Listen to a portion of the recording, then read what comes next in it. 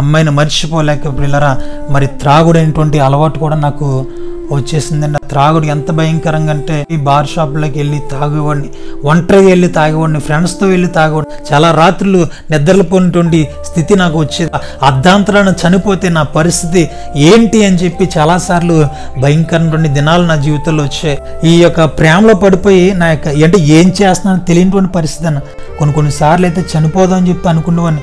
వెళ్ళి ఆ రైల్వే పట్టాలంటే వెళ్తుండేవాడిని ఆ టైంలో. కానీ ఒకటే ఆలోచన ఏంటంటే అన్న, అమ్మ కోసం ఆలోచించాను.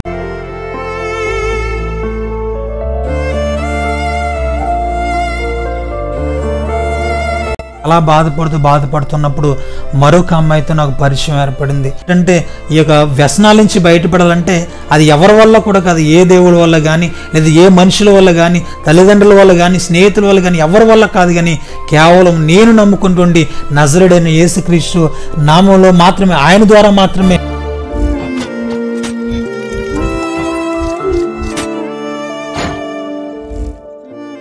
Praise the lord.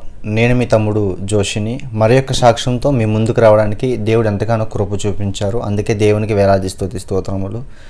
ఇటువంటి యవనస్తులు సాక్ష్యం తీసుకోవడానికి నేను ఎంత దూరమైన వెళ్తాను, ప్రయాసపడతాను. ఎందుకనంటే ఈ రోజుల్లో యవనస్తులు, నేను ఎక్కడైనా బస్సు మీద ప్రయాణం చేస్తూ ఉండగానే లేకపోతే ఎక్కడన్నా పరిశీలిస్తున్న యవనస్తులు ఏ రీతిగా ఉన్నారు ఏంటో, ఒకప్పుడు నా జీవితం ఎలా ఉందో ఏంటి ఈ జీవితం ఎలా జీవిస్తున్నారని చెప్పి బాధపడుతూ వాళ్ళ గురించి ప్రార్థన చేస్తూ ఉండే మన మనసులోనే.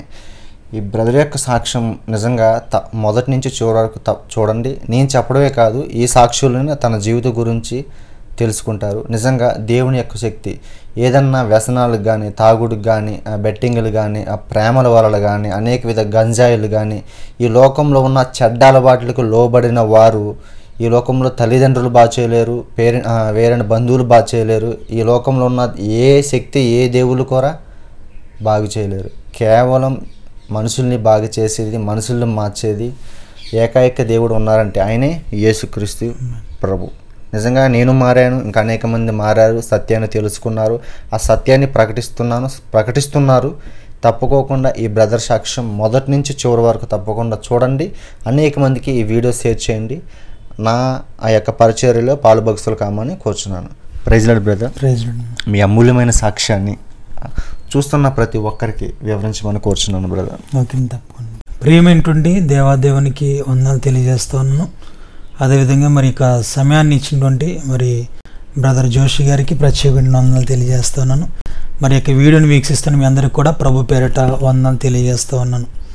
అయితే మరి నా జీవితంలో జరిగినటువంటి కొన్ని ప్రాముఖ్యమైనటువంటి ఆ విషయాలను ఈరోజు మీ అందరి ముందుకు కూడా పంచుకోవాలని ఆశపడుతున్నాను. దేవుడు నా జీవితంలో ఎన్నో కార్యాలు చేశాడు, ఎన్నో అద్భుతాలు చేశాడు, ఎన్నో మేలు చేత నన్ను మరి దేవుడు ఆశీర్వదించాడు. యవనస్తులారా జాగ్రత్త కలిగి ఉండండి.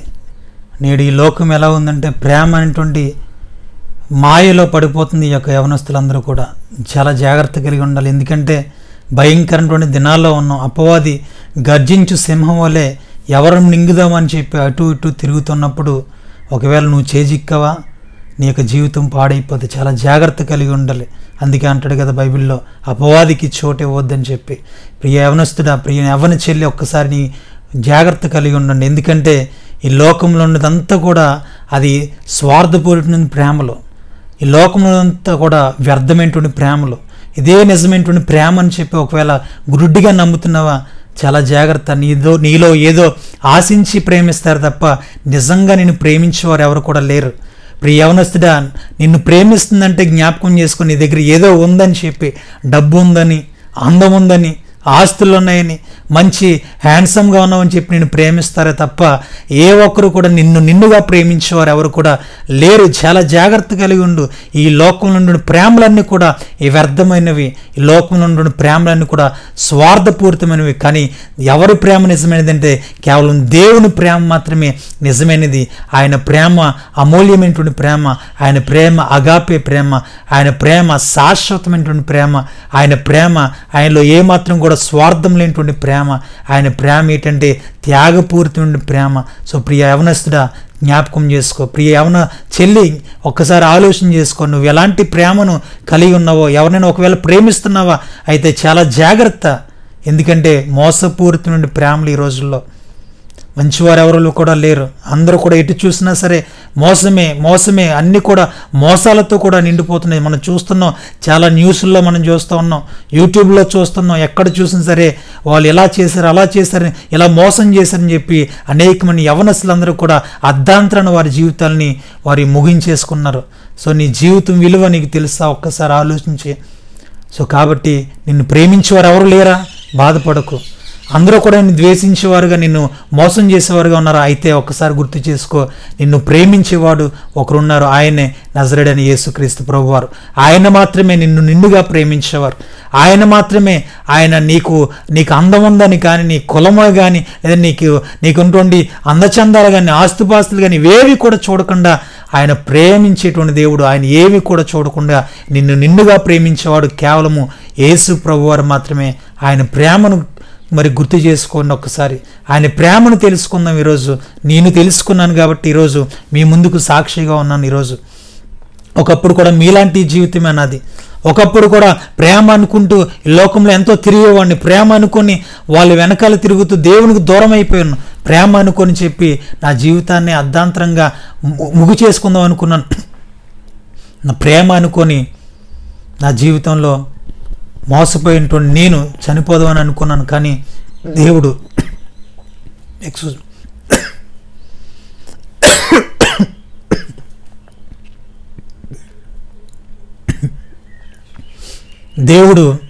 అది కాదు ప్రేమ అంటే, ఇది నిజమైనటువంటి ప్రేమ అని చెప్పి ఆయన ప్రేమ నాకు రుచి చూసి తెలిపాడు.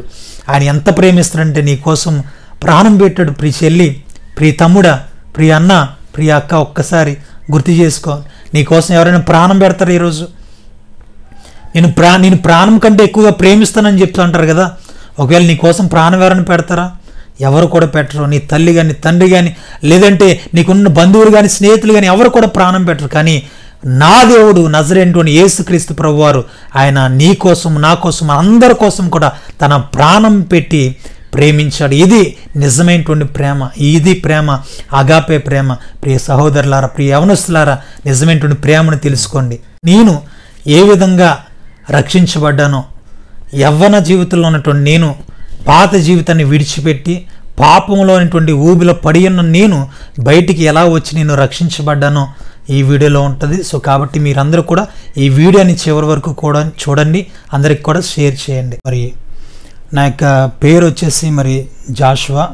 చిన్నప్పుడే నా యొక్క తండ్రి గారు నాకు ఒక 10 మంది పాస్టర్ గారుల చేత జాషువా అని నామకరణం పెట్టారు. కానీ ఆ జాషువా అనేటువంటి పేరుకు తగ్గటువంటి జీవితం నాలో ఏమాత్రం కూడా లేదు. మరి నా యొక్క పుట్టుక అనేది, నేను చిన్నప్పటి నుంచి క్రైస్తవునే, కానీ మా అమ్మగారు మా నాన్నగారు మాత్రం హిందూ బ్యాక్గ్రౌండ్ నుంచి వచ్చిన వారు. వారు పెళ్ళైన తర్వాత మరి దేవుడిని తెలుసుకోవడం, తర్వాత బాప్తిస్మం తీసుకోవడం, తర్వాత దేవుడు అంటే ఎవరో తెలుసుకున్న తర్వాత మరి ప్రతి ఆదివారం చర్చికి వెళ్ళి వారి ఆత్మీయ జీవితంలో వారు ముందుకు వెళ్తున్నప్పుడు సందర్భంలో మరి పెళ్ళైన 2 సంవత్సరాలకు నేను జన్మించడం జరిగింది. సో మరి నా పేరు జాషువాగా పెట్టడం జరిగింది. తర్వాత మరి యథావిధిగా నా యొక్క జీవితం అనేది ఆత్మీయంగా ముందుకు వెళ్తుండే వాళ్ళం. సండే స్కూల్కి ప్రతి ఒక్క ఆదివారం ఖచ్చితంగా వెళ్ళేవాడును. అదే రాత్రిపూటలు ఎక్కడైనప్పటికీ కూడా కోటాలైనా కోటికలైనా ఇప్పుడు కూడా మరి నేను వెళ్తూ ఉండేవాడిని. అయితే అలాగ మా యొక్క జీవితం అనేది చాలా ఆనందంగా, సంతోషంగా, మరి చాలా ఆత్మీయంగా మరి జరుగుతూ వెళ్తూ ఉండేది. మా నాన్నగారు, మా అమ్మగారు, నేను మరి ఎంతగానో సంతోషంగా ఉండేవాళ్ళం. అయితే నా యొక్క 9 సంవత్సరాలకు వచ్చేసరికి మా నాన్నగారు చనిపోయారు. మా నాన్నగారు ఒక టైలర్.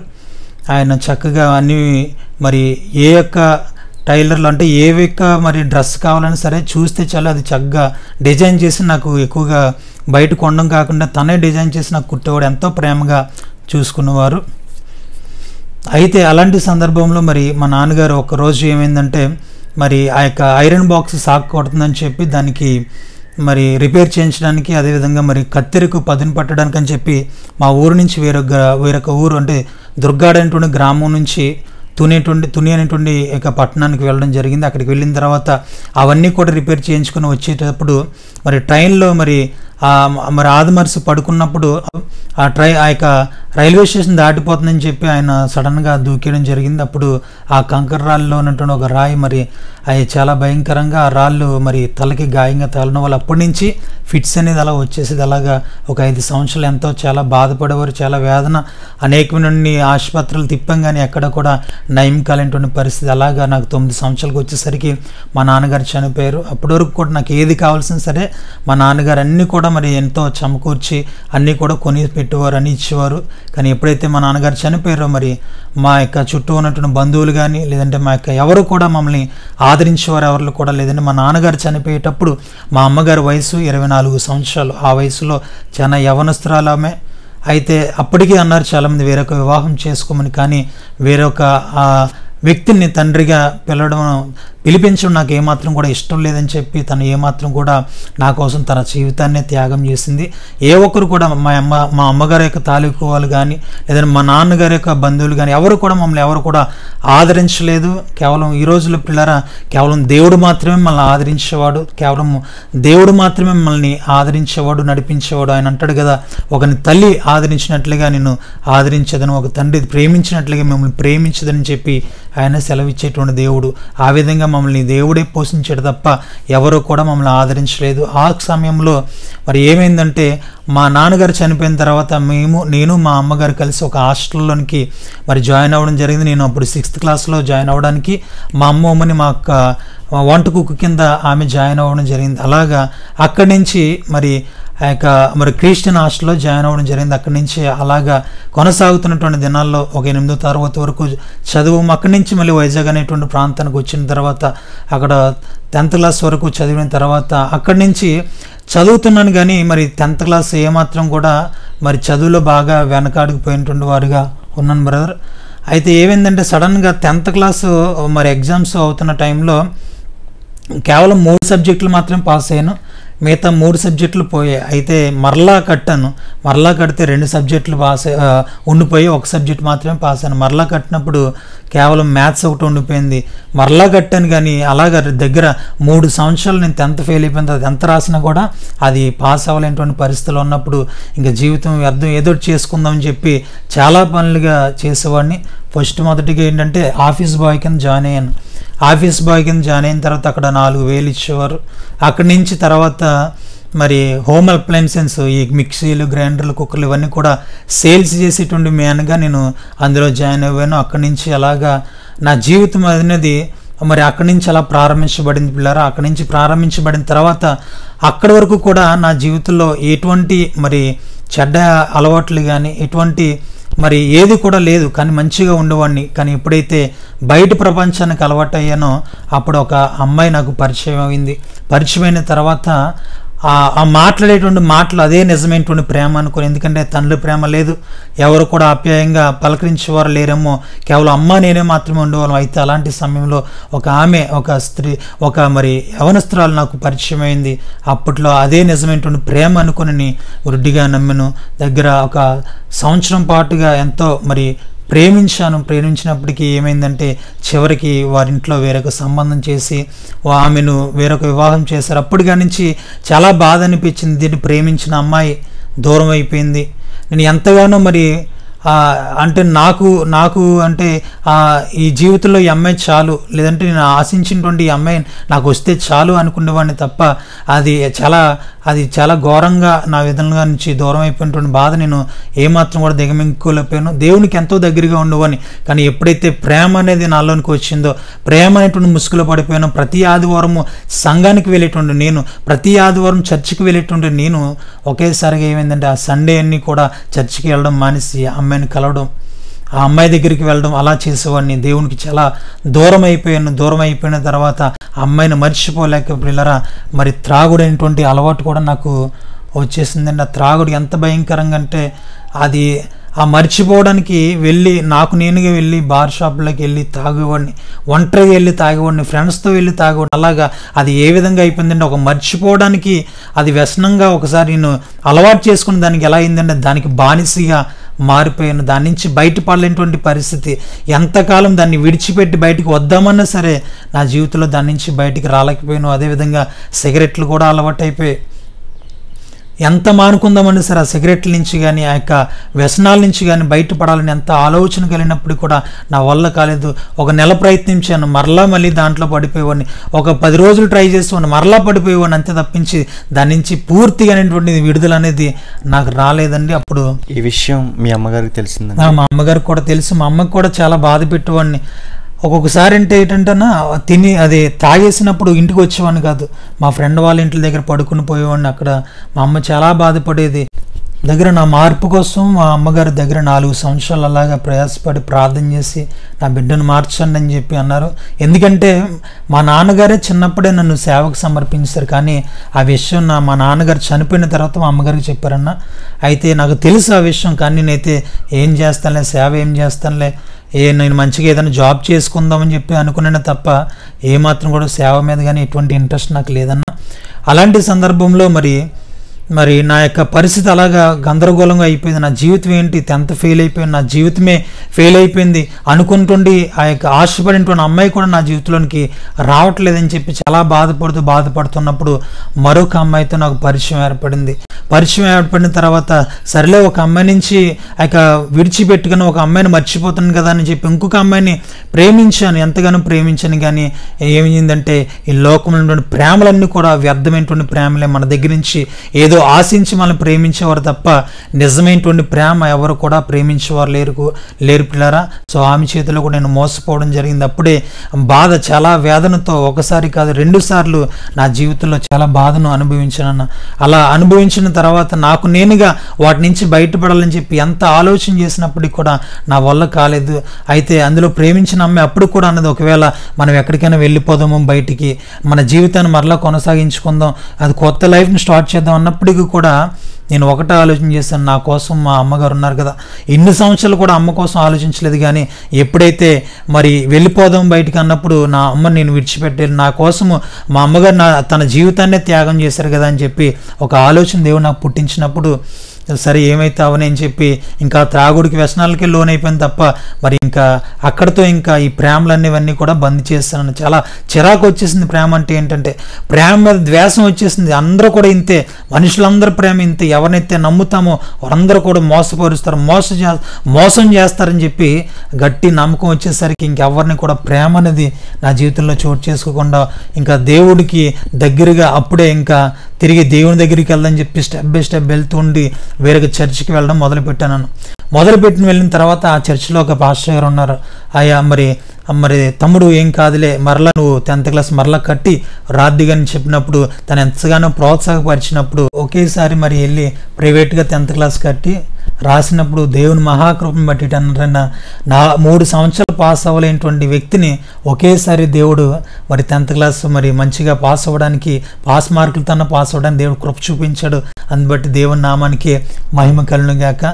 ఎంతగానో దేవుడు కృప చెప్పాడు. ఎప్పుడైతే పాపాన్ని జాతిగా విడిచిపెట్టి దేవునికి దగ్గర అయితే ఉన్నానో అలాగే దేవుడు నా కార్యాలు ఎన్నో చేశాడు. అయితే అన్నీ ఉన్నాయి, బాగానే ఉన్నాయి. ఆదివారం వెళ్ళేవాడిని, కానీ సండేకి చర్చికి వెళ్ళిన తర్వాత అదే రోజు సాయంత్రం మరలా సినిమాకి వెళ్ళిపోయేవాడిని.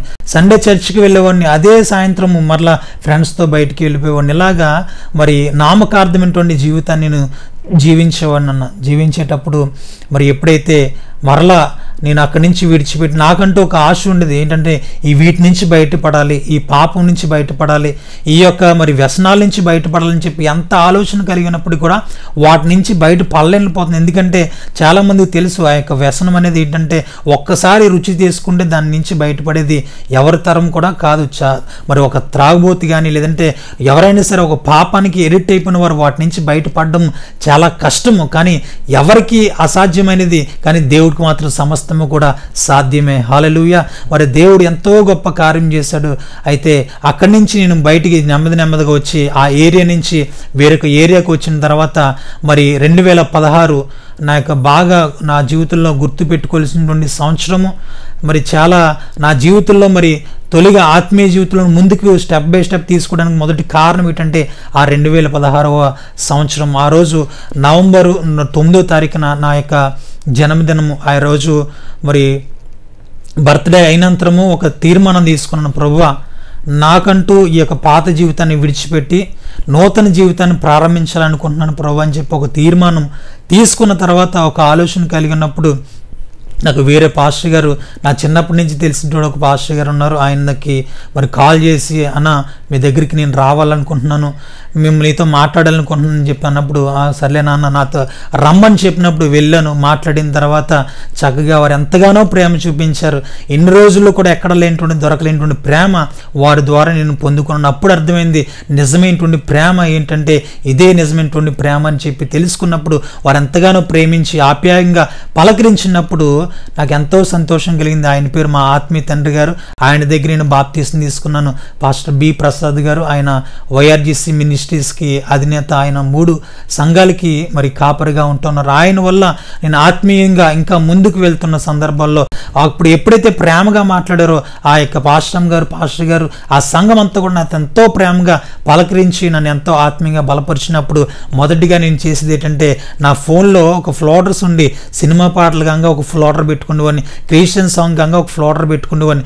అయితే ఎప్పుడైతే వాళ్ళ దగ్గరికి వెళ్ళిన తర్వాత ఇది నిజమైనటువంటి ప్రేమ అని తెలిసినప్పుడు సినిమా పాటలు అన్నీ కూడా డిలీట్ చేస్తాను. నాకు సినిమా పిచ్చి చాలా పిచ్చి అని, ఎందుకంటే ఒకే రోజులో మరి 3 షోలు 2 షోలు అలా చూస్తుండేవాడిని. సినిమాలకి వెళ్ళి అంత భయంకరమైన పిచ్చి. ఏదన్నా ఒక కొత్త సినిమా రిలీజ్ అయిందంటే ఆ రోజంతా ఆ టికెట్ల కోసం ఎంతో మరి అల్లరలు చేసుకుంటూ, ఆ టికెట్ల కోసం ఎంతో ప్రయత్నాలు చేసుకుంటూ, ఒక్కొక్కసారి డబ్బులు లేనిటువంటి పరిస్థితుల్లో కూడా ఇంట్లో ఏముంటే అవి పట్టుకెళ్ళి అవి ఇచ్చేసి దానికోసం డబ్బులు తెచ్చుకొని ఏదైనా తాకట్టు పెట్టి డబ్బులు తెచ్చుకొని తద్వారా ఆ యొక్క సినిమా టికెట్లు కొనుక్కున్న వాళ్ళు అంత పిచ్చి అనమాట. సినిమా అంటే అంత పిచ్చి. కానీ ఎప్పుడైతే దేవుని ప్రేమని రుచి చూశానో అప్పటి నుంచి సినిమాలను విడిచిపెట్టాను. అదే 2016 సంవత్సరం సినిమాలు విడిచిపెట్టాను. అప్పటి వరకు ఎవరైతే నాతో మాట్లాడుతూ ఉండేవారో వాళ్ళందరి కాంటాక్ట్స్ కూడా డిలీట్ చేశానన్న. ఈ సినిమా పాటలు డిలీట్ చేశాను. నాకు పాపం అని ఏదైతే తెలిసిందో అప్పటి వరకు కూడా యవనస్తుని కదా, ఇదంతా సహజమే, ఇదంతా కూడా చాలా అది ఏంటంటే అది మామూలుగా తెలిసింది అందరికీ కూడా, యవనస్తులుగా ఇది మామూలే కదా అని చెప్పి అనుకునే వాళ్ళు. ఎందుకంటే యవ్వనప్రాయం కదా, అందుకే అంటారు యవనస్తులు తప్పక తొట్టిల్లుదరని చెప్పి దేవునికి వాక్యము తెలియజేస్తే, నీకు వయస్సు అలాంటిది కాబట్టి ఆ సమయంలో ఏంటంటే ఏం చేసినా అది కరెక్టేలే, ఏం చేసినా పర్లేదులే, తర్వాత నా జీవితాన్ని మార్చుకోవచ్చు, తర్వాత చూసుకుందాం అని చెప్పి ఇలాగ అనుకుంటుండు అని. అయితే నాకు గత రోజుల్లో నా పాపాన్ని విడిచిపెట్టక మునిపోతే కొన్ని రాత్రులు నాకు నిద్ర పట్టేది కదన్న. భయంకరమైన కళలు ఏవేవో అవి వెంటాడుతూ ఉన్నట్టుగా నాకు కళలు వేధిస్తూ ఉండే. ఒకవేళ అర్ధాంతరాన చనిపోతే నా పరిస్థితి ఏంటి అని చెప్పి చాలాసార్లు భయంకరమైన దినాలు నా జీవితంలో వచ్చాయి. చాలా రాత్రులు నిద్రపోయినటువంటి స్థితి నాకు వచ్చేది. అలాంటి భయంకరమైన పరిస్థితుల నుంచి బయట పడలేనంటే అనుకున్నాను. త్రాగుడి నుంచి బయట పడలేను అనుకున్నాను. ఆ సినిమాల నుంచి బయట పడలేను అనుకున్నాను. సిగరెట్ల నుంచి బయట పడలేనేమో అనుకున్నాను. ఈ వ్యసనాల నుంచి బయట పడలేనేమో, చెడు స్నేహాల నుంచి బయట పడలేనేమో అని చెప్పి ఎన్నో అనుకున్నాను. కానీ నాకైతే అన్నీ కూడా అసాధ్యం. నా వల్ల ఏది కాదు. కానీ పిల్లరా, కేవలం దేవుని వల్ల మాత్రమే సమస్తము కూడా సాధ్యము. దేవునికి స్తోత్రము కలుగుగాక. నిజమన్నా, నా జీవితంలో ఎన్నో ట్రై చేశాను, వాటి నుంచి బయటపడాలని చెప్పి ఎంతో ఆలోచన చేశాను, కానీ నా వల్ల కాలేదు. కానీ ఎప్పుడైతే దేవునికి దగ్గరగా వెళ్ళానో, ఎప్పుడైతే దేవునికి నుంచి నేను పట్టబడ్డానో, అప్పుడే ఆ 2016 సంవత్సరం డిసెంబర్ 31న నేను బాప్తీసం తీసుకున్నాను. నేను నా మనసుని మార్చుకొని దేవునికి దగ్గరగా బ్రతకడం 2 సంవత్సరాలు మరి కంటిన్యూగా కూడా మరి ఆ యొక్క విశ్వాసిగా, అంటే సంఘంలో విశ్వాసిగా కొనసాగుతూ ఎంతో మరి నా జీవితాన్ని కొనసాగిస్తున్నటువంటి దినాల్లో, అలాగే 10th అయిపోయిన తర్వాత ఐటీ జాయిన్ అయిన తర్వాత అలా ఆటో వేసుకుండేవాడిని. అలా ఆటో వేస్తూ మార్నింగ్ అంతా కూడా ఆటో వేస్తూ, ఈవినింగ్ అంతా ఆటో వేస్తూ, ఖాళీ సెలవులు వచ్చినప్పుడల్లా డే అంతా కూడా ఆటో వేసుకుండేవాడిని అన్న. ఆటో నడుపుతూ ఉండేవాడిని అన్న. అయితే మిగతా అంటే కాలేజ్ ఉంటే డే కాలేజ్కి వెళ్ళిపోయాను, నైట్ టైం మాత్రం ఆటో వేసేవాడిని. కాలేజ్ సెలవు అయితే మాత్రం ఆ రోజంతా కూడా ఆటో వేసుకుని చదువుకుంటూ నైట్ ఆటో నడుపుతూ అలా ఉండేవాడిని. అలా ఉన్నప్పుడు నాకు తెలియలేదు. తర్వాత ఏమైందంటే, నా వెనుక భాగంలో ఆ యొక్క అంటే ఆటోలు ఎక్కువ కూర్చుని డ్రైవ్ చేయడం వల్ల బ్యాక్ సైడ్ ఒక మరి ఇన్ఫెక్షన్ వచ్చిందన్న. అది ఫైలోనైడల్ సైనస్ అని ఒక ఇన్ఫెక్షన్ వచ్చింది. అది నాకు తెలియలేదు కానీ బాగా పెయిన్, చాలా విపరీతమైనటువంటి పెయిన్ అన్న. అది ఏంటంటే మార్నింగ్ లెగ్గానే మరి వాష్రూమ్కి వెళ్ళేటప్పుడు చాలా ఇబ్బందికరమైనటువంటి పెయిన్ అనేది బాగా వచ్చింది. దానికి ఏంటో తెలియలేదు. అయితే మరి మెడికల్ షాప్కి వెళ్తే ఒక ట్యాబ్లెట్ ఇచ్చారు. అది ట్యాబ్లెట్ వేసుకోగానే తగ్గిపోయింది. నొప్పి అయితే తగ్గిపోయింది కానీ లోపల మాత్రం అది ఇంకా పచ్చిగానే ఉంది. అయితే అది అలాగే నొప్పి భరిస్తూ కూడా మరి సంఘానికి వెళ్తూ ఉండేవాడిని, నొప్పి భరిస్తూ కూడా అలా అన్నీ కూడా చేస్తుండేవాడిని. అలాగా మరి కాలేజీకి వెళ్తూ ఉండేవాడిని. అలాగే వెళ్తున్నటువంటి సందర్భంలో మరి 2016 అయిపోయింది. 17-18 సంవత్సరాలు కూడా విశ్వాసే కొనసాగించబడ్డానన్న. 2018 ఆ రోజు ఏమైందంటే, ఒకరోజు మరి మా బావగారు ఫోన్ చేసి అన్నారు, మరి ఇలాగ సూపర్వైజర్గా జాబ్ ఉంది, ఏదైనా జాయిన్ అవుతావా, నువ్వు ఐటీఐ కూడా చేస్తావు కాబట్టి దాన్ని బట్టి ఏదన్నా ఫీల్డ్ దీంట్లో జాయిన్ అవ్వడానికి అవుతుంది అని చెప్పి అన్నప్పుడు, అయితే మా పాస్టర్ గారు చెప్పిన ఏదైనా సరే మా ఆత్మీయ తండ్రి గారు చెప్పేవాడిని. అయితే అన్న మరి ఇలాగ జాబ్ ఉందంటే ఏం చేయమంటావు అన్న అన్నప్పుడు ఆయన చెప్పారు, మరి ఏం జాబ్ చేస్తావా, మరి ఏమనుకున్నావు అంటే, లేదన్నా మరి మా నాన్నగారు చిన్నప్పుడే సేవకు సమర్పించారు, మా అమ్మగారు నాకు చెప్పారు, ఒకవేళ కనుక నేను జాబ్లో జాయిన్ అయిపోతే సండే చర్చ్కి ఒకసారి రావడానికి అవ్వదు, యూత్ మీటింగ్కి అటెండ్ అవ్వడానికి అవ్వదు, ఫ్రైడే ప్రేయర్స్ రావడానికి అవ్వదు, మరి అదేవిధంగా ఈ యొక్క సాటర్డే కోయర్ ప్రాక్టీస్ కానీ దేనికి కూడా అంటే అవైలబుల్గా ఉండడానికి అవదన్నా. సో కాబట్టి నేను జాయిన్ అవ్వడానికి అవదన్నా, జాయిన్ అవ్వనని చెప్పి అంటే, మరి ఏం చేయాలనుకున్నావు, మరి మరి ఏదోటి మరి ఉండాలి కదా, చేయాలి కదా, మరి ఏం చేయాలని అనుకున్నప్పుడు అప్పుడు నేను చెప్పాను ఏంటంటే, మా నాన్నగారు చిన్నప్పుడే సేవకు సమర్పించారన్న, అయితే నేను చనిపోయిన లోపు సేవ చేసి నేను చనిపోవాలి, అప్పుడే నా జీవితానికి అర్థము అని చెప్పినప్పుడు మరి మా అన్నగారు, మా ఆత్మీయ తండ్రి గారు ప్రసాద్ గారు ఎంతో సపోర్ట్ చేసి మరి బైబిల్ కాలేజ్కి పంపించడం జరిగింది. 2018లో నేను బైబిల్ కాలేజ్కి వెళ్ళి మరి అక్కడ ట్రైనింగ్ అవ్వడం జరిగింది. అక్కడ 3 సంవత్సరాలు మరి ట్రైనింగ్, అందులో 2 సంవత్సరాలు పూర్తి చేసిన తర్వాత 3వ సంవత్సరంలో ఈ యొక్క పెయిన్ అనేది చెప్పాను కదన్నా, ఈ బ్యాక్ సైడ్ ఉన్న పెయిన్ ఇంకా విపరీతంగా పెరిగిపోయి నొప్పి వచ్చేస్తుంది. అయితే 2021 ఆ యొక్క 2020 నైట్ మరి December 31 నైట్ మనం వాగ్దానం కార్డులు తీసుకున్నాం కదన్నా. ప్రతి సంవత్సరం కూడా తీసుకున్నప్పుడు ఆశీర్వాదకరమైనటువంటి మాటలు వచ్చాయన్న, వాటిని చూసి సంతోషించేవాడిని, అయితే నా జీవితంలో ఏదో మేలు చేస్తాను. కానీ 2020 సంవత్సరము నైట్ వచ్చేసరికి 31 నైట్కి వచ్చేసరికి అది ఏంటంటే, ఆ వాగ్దానం నేను చూసినప్పుడు భయం వేసింది. ఫస్ట్ ఇదేంటి ఎలాగొచ్చింది ఏంటని చెప్పి అనుకున్నాను. ఆ వాగ్దానం ఏంటంటే, దోపుడు సొమ్ము దక్కించుకున్నట్టుగా నీ ప్రాణాన్ని నువ్వు దక్కించుకుందువు అని చెప్పి ఆ వాగ్దానం వచ్చిందన్న. అదేంటి నా ప్రాణం బాగానే ఉంది కదా, నాకేంటి ఏమవుతుంది కదా అని చెప్పి నేను అనుకున్నాను. అయితే అలా గడుస్తున్నటువంటి సందర్భంలో 2021 ప్రారంభించింది. ఈ యొక్క పెయిన్ అనేది బాగా ఎక్కువైపోయిందన్న. ఎక్కువైపోయిన తర్వాత వెళ్ళి మరి కేజీహెచ్లో చూపించుకోవడం, ఎంఆర్ఐ స్కానింగ్లు అన్నీ తీసుకెళ్ళిన తర్వాత చాలా ప్రాబ్లంగా ఉంది, అడ్మిట్ అవ్వాలని చెప్పి అన్నప్పుడు రేపు దినాన్న మరి ఆపరేషన్ అనగా ముందు రోజు చెక్ చేశారన్న. చెక్ చేసిన తర్వాత ఎంఆర్ఐ స్కానింగ్ రిపోర్ట్ తీసుకొని, ఇదిగో మరి ఈ అబ్బాయికి ఈ ప్రాబ్లం ఉంది కదా, మరి ఎంఆర్ఐ స్కానింగ్లో ఏంటంటే ఇందులో కింద కొంచెం మ్యాటర్ రాశారు, సో దీన్ని బట్టి ఏంటంటే దీన్ని మనం చెక్ చేసుకుంటూ వెళ్ళాలి, ఎంతవరకు అది సోకిందో తెలియదు కాబట్టి డెత్ ఫామ్ మీద కూడా సంతకం తీసుకోండి అని చెప్పి నా ముందే మాట్లాడారన్న. ఆ రోజు చాలా బాధ అనిపించింది అన్న. బాధ అనిపించి ఏం చేయాలో తెలియదు. మా అమ్మగారు చెప్తే తను కూడా ఒకరితే నా దగ్గర ఉంది, ఆమె కూడా బాధపడుతుందని చెప్పి చిన్నప్పటి నుంచి ఎన్నో బాధలు పడి పెంచింది కదా అని చెప్పి నేను కూడా చెప్పుకోవడానికి ఇష్టపడలేదు. భయం వేసింది, ఒక పక్క బాధ అనిపించింది. బాధ అనిపించిన తర్వాత సర్లే అని చెప్పి దాని మీద సంతకం పెట్టిన తర్వాత బైబిల్ తెరిచినాను. బైబిల్ తెరిచిన తర్వాత ఈ సంవత్సరం వాగ్దానము అది అక్కడ లోపల పెట్టింది కదా, మరలా ఒకసారి చూద్దామని చెప్పి అది వాగ్దానం కార్డు తీసుకొని చూసినప్పుడు దోపుడు సొమ్ము దక్కించుకున్నట్టుగా నీ ప్రాణాన్ని నువ్వు దక్కించుకుందావు అని చెప్పి వచ్చిందన్నాను. ఎప్పుడైతే ఆ వాక్యాన్ని నేను చదివానో చాలా ఎక్కడైనటువంటి ధైర్యం వచ్చింది. అయితే నా ప్రాణానికి ఎటువంటి హాని లేదు, ముందుగానే దేవుడు నాకు బయలుపరిచాడని చెప్పి ఆ వాగ్దానాన్ని బట్టి నేను ఎంతగానో బలపరచబడి మరి సంతోషంగా వెళ్ళి ఆపరేషన్ చేయించుకున్నాను. ఆపరేషన్ చేయించుకున్నాను. అది చాలా భయంకర. నా యొక్క వీపు కింద బాగా నా దగ్గర 33 కుట్లన్న. చాలా అంటే కూర్చోలేనటువంటి పరిస్థితి, లేచి నడలేనటువంటి పరిస్థితి, కూర్చోలేనటువంటి పరిస్థితి అని. అలాంటి పరిస్థితిలో దేవుడు ఎంతగానో స్వస్థపరిచి కళల ద్వారా కూడా స్వప్నాల ద్వారా కూడా దేవుడు మాట్లాడారన్న. ఎలా అంటే నేను మరలా కూర్చున్నట్టుగా, మరలా నా ప్రయాణం నేను చేస్తున్నట్టుగా అని చెప్పి అవన్నీ కూడా చూపించాడు. ఎంతగానో స్వస్థపరిచాడన్న. స్వస్థపరిచి దేవుడు నాకు ఎంతగానో కృప చూపించాడు. అది అయిన తర్వాత మరి అదే సంవత్సరంలో 2021లోనే నా యొక్క గ్రాడ్యుయేషన్ పూర్తి చేసుకొని మరి కృష్ణరాయపురం జ్యోతినగర్ అనేటువంటి ప్రాంతంలో సేవకునిగా ఇక్కడ మరి దేవుడు చూపించినటువంటి ఆ యొక్క ప్లేస్ నా యొక్క ప్రాంతానికి నడిపించాడు. ఇక్కడికి వచ్చి నేను సేవ చేస్తానన్నా. ఎప్పుడైతే ఏమైందంటే ఇంకా నేను అనుకున్నది ఏంటంటే ఏదైనా మంచి జాబ్ చేస్తూ నాకు జీవితాన్ని కొనసాగించుకోవాలని అనుకున్నాను. అయితే ఎప్పుడైతే నా పాపం నుంచి ఎప్పుడు బయటపడ్డానో అప్పుడు అనిపించింది, అప్పటి వరకు కూడా పాపం అంటే ఏంటి, అది సర్వసాధారణం కదా, యవనస్తుల్లో ఉండేది కదా అని అనుకున్నాను. కానీ ఎప్పుడైతే వ్యసనాల నుంచి బయటపడ్డానో, ఎప్పుడైతే ఆ పాపం నుంచి ఆ ప్రేమ నుంచి బయటపడ్డానో అప్పుడు అర్థమైంది దేవునికి అసాధ్యం అనేది ఏది కూడా లేదు. సో కాబట్టి నాలాంటి వారు ఎంతమంది అయితే ఉన్నారో, నాలాంటి వాళ్ళు ఎవరైతే మరి వ్యసనాలకి అలవాటు పడిపోయిన వారు, ఎవరైతే వారి యొక్క జీవితాన్ని వ్యర్థంగా గడుపుకున్నారో, ఒకటి చెప్పడం మర్చిపోయినా, ఈ యొక్క ప్రేమలో పడిపోయి నా యొక్క అంటే ఏం చేస్తున్నానో తెలియనటువంటి పరిస్థితి అన్న. కొన్నిసార్లు అయితే చనిపోదామని చెప్పి అనుకునేవాడిని, వెళ్ళి ఆ రైల్వే పట్టాలంటే వెళ్తుండేవాడిని. ఆ టైంలో చనిపోదామని చెప్పి అలాంటి ప్రేరేపణలన్నీ వచ్చి నా యొక్క హృదయంలో, నా యొక్క తలంపుల్లోని.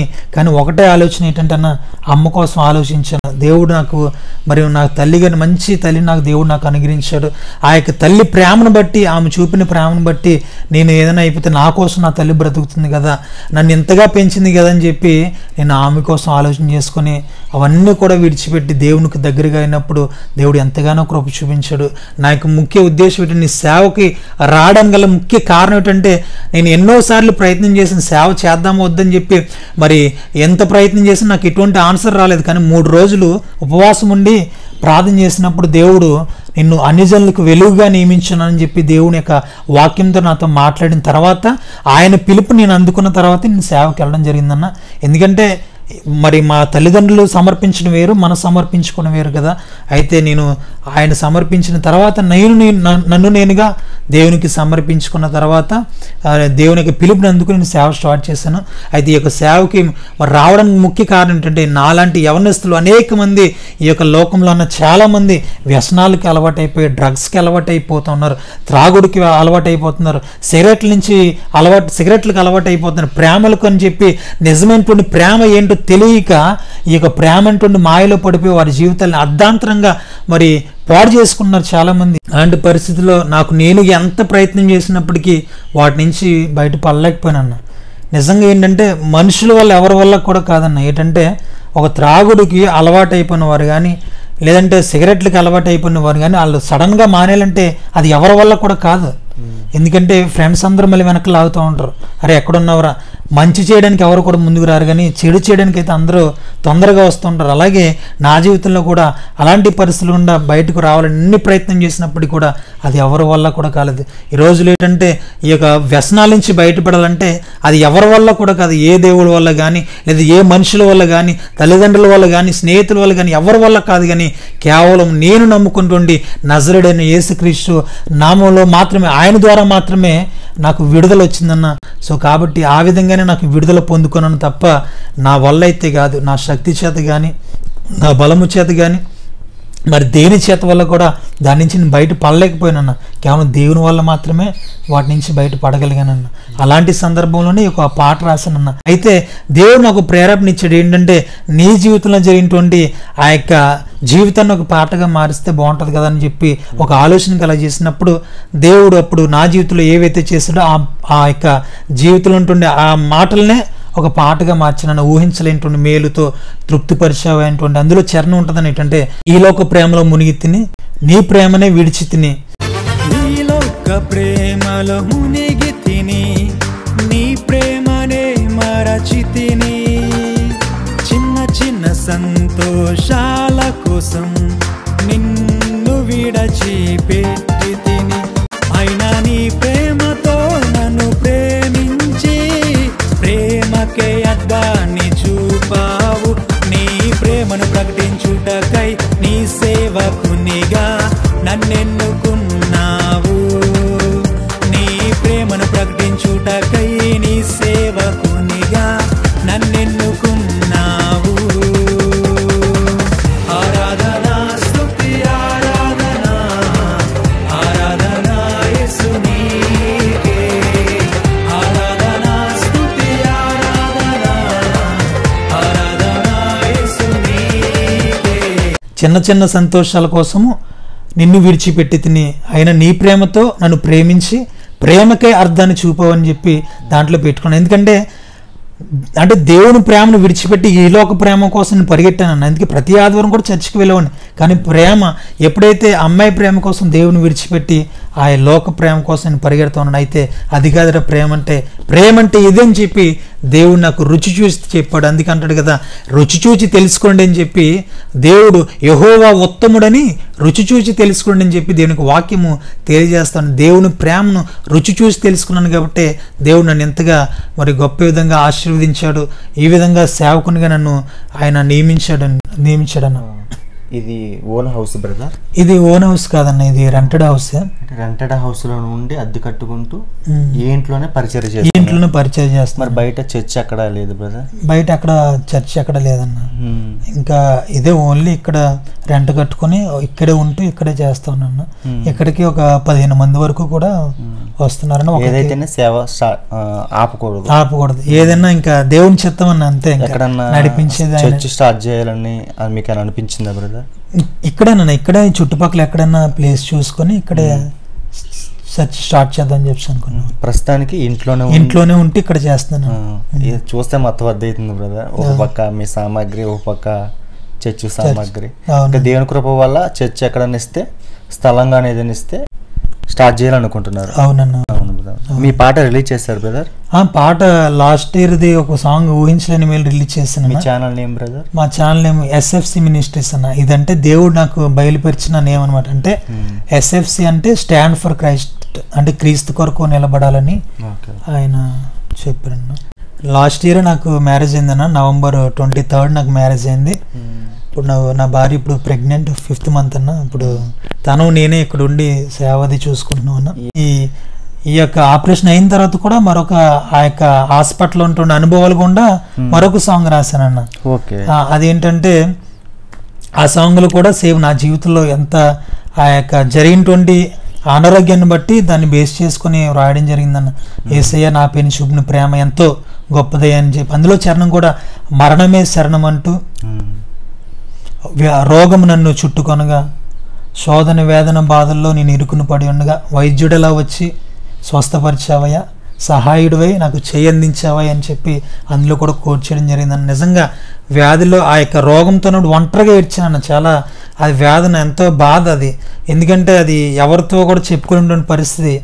అలాంటి పరిస్థితులు దేవుడు నాకు స్వస్థపరిచి నాకు ఒంటరిగా ఉన్నటువంటి ధైర్యం చెప్పి బలపరిచి చేశాడన్న. అది ఆ యొక్క సాంగ్ కూడా మొన్న ఇంకా ఒక 7 days బ్యాక్ రిలీజ్ చేయడం కూడా జరిగిందన్న. ఇప్పుడు వరకు సాక్ష్యం చూశారు కదా. నిజంగా విశాఖపట్నం నుంచి ఒక చిన్న పల్లెటూరు, అంటే అరకు వెళ్ళే రూటు, భూమి మీద మనుషులకి అప్పచెప్పిన పని ఏదైనా ఉందంటే దేవాది దేవుడు, అది కేవలం ఆత్మల సంపాదన.